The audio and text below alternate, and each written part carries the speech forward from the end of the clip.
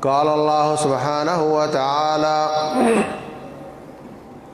وَلَنَبْلُوَنَّكُمْ بِشَيْءٍ مِّنَ الْخَوْفِ وَالْجُوعِ وَنَقْصٍ مِّنَ الْأَمْوَالِ وَالْأَنفُسِ وَالثَّمَرَاتِ وَبَشِّرِ الصَّابِرِينَ۔ محترم بھائیوں، محترمات سامعات، اللہ تبارک و تعالیٰ قسمیہ انداز میں فرماتا ہے کہ ہم تمہیں ضرور آزمائیں گے۔ لام ضرور، ورنہ ضرور، تو جب دو ضرور جمع ہوتے ہیں تو مفسرین کہتے ہیں وہاں قسم کا معنی پایا جاتا ہے، وہ اللہ تعالیٰ اپنی ذات کی قسم اٹھاتا ہے کہ ہم تمہیں ضرور آزمائیں گے۔ تو جب کسی چیز کی توقع ہو کہ ایسا ضرور ہوگا اور ہو جائے تو یہ تو کوئی بڑی بات نہیں ہے۔ توقع شدید ہو اور وہ کام نہ ہو تو پھر پریشانی ہوتی ہے کہ ایسا کیوں نہیں ہوا۔ اللہ تبارک و تعالیٰ ویسے فرما دے تو اس کی بات قابل اعتبار ہے، اور وہ قسم اٹھا کر فرمائے کہ میں ایسا ضرور کروں گا اور وہ ایسا کر لے تو یہ تو روٹین ہے۔ فرمایا میں تمہیں آزماؤں گا خوف کے ساتھ، خوف ہے نہیں، پوری دنیا پر خوف ہے۔ ایٹمی بم کے دھماکے سے بچنے کے لیے جو کچھ لوگوں نے بینکر بنائے ہوئے تھے نا کہ یہاں ایٹم بم کی کا اثرات نہیں پہنچ سکتے، اس خوف کے اثرات وہاں بھی چلے گئے۔ بِشَيْءٍ مِّنَ الْخَوْفِ وَالْجُوعِ، بھوک کے ساتھ آزمائیں گے، بیکار ہو کر بیٹھے ہوئے سارے۔ وَنَقْصٍ مِّنَ الْأَمْوَالِ، مال کم ہو گئے، صنعتیں بند، کچھ علاقوں میں بارشوں سے فصلیں تباہ، مزدوریاں بند، بھوک بھی آ گئی، مال بھی کم ہو گئے، پھل بھی کم ہو گئے، پھل درختوں پہ خراب ہو رہے ہیں اور کھانے والے ترس رہے ہیں۔ لیکن اللہ فرماتے ہیں بشر الصابرین، جو ایسے حالات میں صبر کرتے ہیں ان کے لیے بشارت ہے۔ یاد رکھو ہم ایک ذات کے غلام ہیں۔ طاعت اور فرما برداری کا ایک لیول ہوتا ہے مزدوری کا۔ آپ کسی کے مزدور ہیں، وہ آپ کو کہے کھڑا ہو جا، آپ کھڑے ہو جاتے ہیں، آپ کو کہے بیٹھ جا، بیٹھ جاتے ہیں۔ لیکن ایک وقت آ سکتا ہے آپ کہیں جی میں نہیں مانتا، میں کل نہیں آؤں گا، کہہ سکتے ہیں آپ۔ اس سے زیادہ طاعت اور فرما برداری کا لیول ہوتا ہے جو غلام ہوتا ہے، زر خرید غلام۔ اس کو آپ خرید کر لاتے ہیں اور وہ یہ نہیں کہہ سکتا میں کل نہیں آؤں گا، وہ ہر بات 24 گھنٹے آپ کی مانتا ہے۔ اور اس سے بھی زیادہ غلامی کا، طاعت اور فرما برداری کا ایک لیول ہے کہ ہم اللہ تعالیٰ کی مخلوق ہیں۔ اس نے ہمیں خریدا نہیں، خود بنایا ہے۔ وہ ہماری ہر چیز کا مالک ہے، اس لیے وہ ہمیں یہاں رہنے دے، ہم پھر بھی خوش ہیں، وہ ہمیں لے جائے، ہم پھر بھی خوش ہیں، وہ کمزور معیشت کے ساتھ زندہ رکھے، ہم پھر بھی خوش ہیں، وہ زیادہ پیسہ دے دے، ہم پھر بھی خوش ہیں۔ جو اس کی خوشی پر خوش ہوتا ہے اللہ اس پر خوش ہو جاتا ہے۔ فمن رضی فلہ الرضا ومن سخط فلہ السخط۔ اور اللہ کچھ چاہے یہ اپنا ذہن کچھ اور بنا کر بیٹھا ہو اور اللہ کے فیصلے اس کو پسند نہ آئے تو پھر اللہ تعالیٰ بھی اس پر ناراض ہو جاتا ہے۔ ہم تو اس کے خود بنائے ہوئے غلام ہیں۔ اگر آپ کا ایک ڈرائیور ہو، آپ کے ساتھ چلتا ہو، وہ اپنے دوست کو فون کر رہا ہو کل میں بہاولپور میں آپ کو کل میں اتنے بجے ملوں گا، اور پرسوں میں ملتان آپ کو اتنے بجے ملوں گا، ہوگا نا، ہنسیں گے بھی دل میں میں نے ادھر جانا ہی نہیں، اور یہ خام خواہ پروگرام بنا رہا ہے، اور اس کا ایک پروگرام نہیں چلنا کیونکہ میں نے ادھر جانا ہی نہیں۔ یہ مخلوق کا مخلوق سے فرق ہے، مخلوق کا مخلوق سے فرق اتنا ہے کہ وہ آپ سے تنخواہ لیتا ہے، اس کا پروگرام نہیں چلتا، آپ کا چل جاتا ہے، اور آپ کے اوپر نہیں چلتا، اس کا چل جاتا ہے۔ اگر آپ کا ڈرائیور آپ کے پروگرام پر ناراض ہو کہ میں نے ادھر وعدہ کیا ہوا تھا اور آپ نے ادھر کیا ہے، اتنا غصہ آئے گا اس پر کہ تو نے اس کو پروگرام دیا کیوں، مجھے کیوں نہیں پوچھا۔ اب پریشان ہو رہے ہو، تو اس سے بھی زیادہ غصہ اس رب کو آتا ہے جس نے تمہیں خود بنایا ہے۔ جب تم کہتے میں یوں کروں گا، میں وہ کروں گا، اس وقت ساتھ انشاءاللہ کہنے کا حکم ہے کہ میرے مالک نے چاہا تو ہوگا، میں نے تو یہ سوچ رکھا ہے، مگر وہ چاہے گا تو ہوگا۔ حضرت سلیمان علیہ السلام فرماتے ہیں آج میں اپنی 100 بیویوں کے پاس جاؤں گا، اللہ تعالیٰ مجھے 100 بچے عطا کرے گا۔ ایک بیوی کو بھی بچہ پیدا نہیں ہوا، ایک بیوی کو ادھورا بچہ پیدا ہوا۔ رسول اللہ صلی اللہ علیہ وسلم فرماتے ہیں اگر وہ ساتھ انشاءاللہ بول دیا ہوتے تو اللہ ان کی خواہش پوری کر دیا ہوتا۔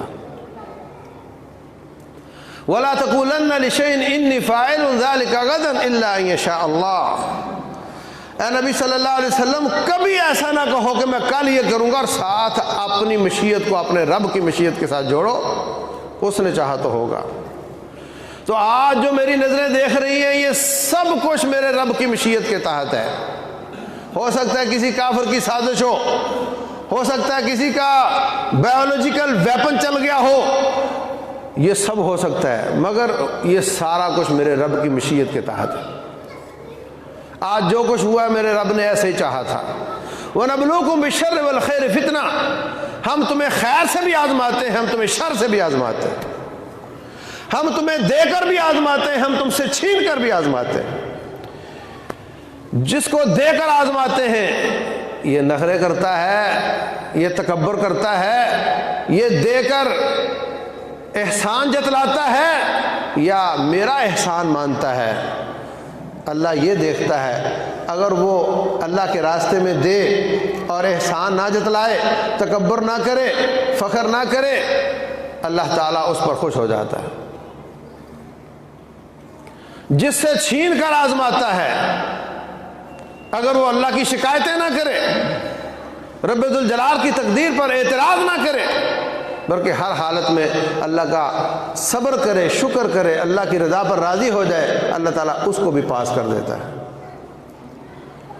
تو اگر خیر آتی ہے تو وہ بھی آزمائش ہوتی ہے، اگر شر آتی ہے تو وہ بھی آزمائش ہوتی ہے، اگر آپ بہت زیادہ مصروف تھے تو وہ بھی اللہ کی آزمائش تھی، ہے تو یہ بھی اللہ تعالیٰ کی آزمائش ہے۔ رسول اللہ صلی اللہ علیہ وسلم فرماتے ہیں نعمتان مغبون فیہما کثیر من الناس، دو نعمتیں ایسی ہیں جس پیپر میں اکثر لوگ فیل ہو جائیں گے۔ دو پیپر ایسے ہیں جس میں اکثر لوگ فیل ہو جائیں گے، ایک پیپر صحت کا پیپر ہے اور ایک پیپر فراغت کا پیپر ہے۔ فراغت میں کیا کرنا ہے اس میں اکثر لوگ فیل ہوں گے قیامت والے دن، اور صحت کے کیا تقاضے ہیں اس کو پورا کرنے میں بھی اکثر لوگ فیل ہو جائیں گے۔ رسول اللہ صلی اللہ علیہ وسلم فرماتے ہیں جب کوئی شخص بیماری کی وجہ سے عبادت ٹھیک طریقے سے نہیں کر پاتا، بیٹھ کر نماز پڑھ رہا ہے، پہلے وہ کھڑا ہو کر پڑھتا تھا، تو اللہ فرماتے ہیں فرشتوں اس کے لیے پچھلے صحت والے دنوں والے نمبر لگا دو۔ طالب علموں کے پیپر نہیں ہو رہے، کہہ رہے ہیں جی پچھلے سال والے لگا دیں گے۔ اللہ فرماتے ہیں اس کے صحت والے دنوں والے نمبر لگا دو۔ اس لیے حضرت عبداللہ فرمایا کرتے تھے خود من صحتک لمرضک اور من حیاتک لموتک، صحت کے دنوں میں اتنی نیکیاں کرو کہ مرض کے دنوں میں بھی اللہ تعالیٰ وہی نمبر لگا دے، اور زندگی میں اتنی نیکیاں کرو کہ آخرت آپ کی سنور جائے۔ تو اس صحت کے تقاضے پورے کرنے ہیں اور اس فراغت کے تقاضے پورے کرنے ہیں۔ آپ کو 1000 کام یاد آتے تھے اور آپ یہی کہہ دیتے تھے جی ٹائم نہیں ملتا، ٹائم نہیں ملتا، ٹائم نہیں ملتا۔ پیسے کمائیں یا بچوں کی نگرانی کریں۔ آپ سو رہے ہوتے تھے، بچے سکول چلے جاتے تھے، آپ چلے جاتے تھے تو بچے باہر آتے تھے۔ کبھی ہفتے میں ایک بار ملاقات ہوتی تھی، اب 24 گھنٹے ملاقات ہو رہی ہے۔ ان کی نگرانی کرو۔ قُوا أَنفُسَكُمْ وَأَهْلِيكُمْ نَارًا، ان کو جہنم سے بچانے کی کوشش کرو۔ دیکھو ان کے تعلقات کن لوگوں کے ساتھ ہیں، دیکھو ان کے لیل و نہار کیسے گزرتے ہیں، ان کی دینی تربیت کی کیا کیفیت ہے۔ اب پورا وقت دے کر ان کو سمجھاؤ۔ گھر میں ترجمے کی کلاس شروع کرو، باپ قرآن ترجمے والا لے کر پڑھے۔ جس بچے بچی کو قرآن کا اردو دیکھ کر پڑھنا آتا ہے وہ وہی آیات دہرا لے، گھر میں آپ کلاس شروع کر لو۔ یہ زندگی نہایت قیمتی زندگی ہے، اس کا ایک ایک لمحہ قیمتی ہے۔ آج آپ ہلکی سی حرکت کے ساتھ بے شمار نیکیاں بنا سکتے ہیں، جان نکل گئی تو آپ کو کوئی ایک نیکی نہیں دے گا۔ آج آپ ہلکی سی حرکت سے، تھوڑی سی محنت سے سارے گناہ معاف کروا سکتے ہیں۔ روح نکل گئی تو کوئی آپ کا ایک گناہ بھی نہیں اٹھائے گا۔ وَلَا تَزِرُ وَازِرَةٌ وِزْرَ أُخْرَىٰ وَإِن تَدْعُ مُثْقَلَةٌ إِلَىٰ حِمْلِهَا لَا يُحْمَلُ مِنْهُ شَيْءٌ وَلَوْ كَانَ ذَا قُرْبَىٰ۔ وَإِن تَدْعُ مُثْقَلَةٌ إِلَىٰ حِمْلِهَا، اگر کوئی بوجھل شخص یہ کہے کہ بیٹے میرے 2 گناہ، 5 بچے ہو نا، 2 گناہ اٹھا لو، 10 کی وجہ سے جہنم میں جا رہا ہوں، کوئی ایک بھی نہیں اٹھائے گا، ایک بھی نہیں اٹھائے گا۔ یوم یفر المرء من اخیہ، باپ کو بیٹا دیکھ کر بھاگ جائے گا کہ ابا کوئی نیکی نہ مانگ لے۔ اور آج جب روح نہیں نکلی تو آپ زبان سے کہہ دو سبحان اللہ، زبان سے کہہ دو الحمدللہ۔ رسول اللہ صلی اللہ علیہ وسلم فرماتے ہیں زمین آسمان کا خلا نیکیوں سے بھر جاتا ہے۔ تو آپ فارغ نہیں ہیں، آپ کے پاس بہت کام ہے۔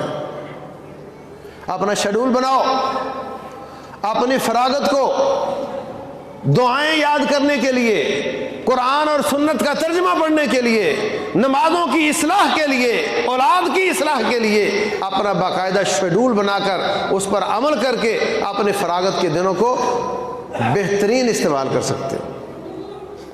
جو احتیاطیں بتائی جا رہی ہیں ان پر عمل کرو۔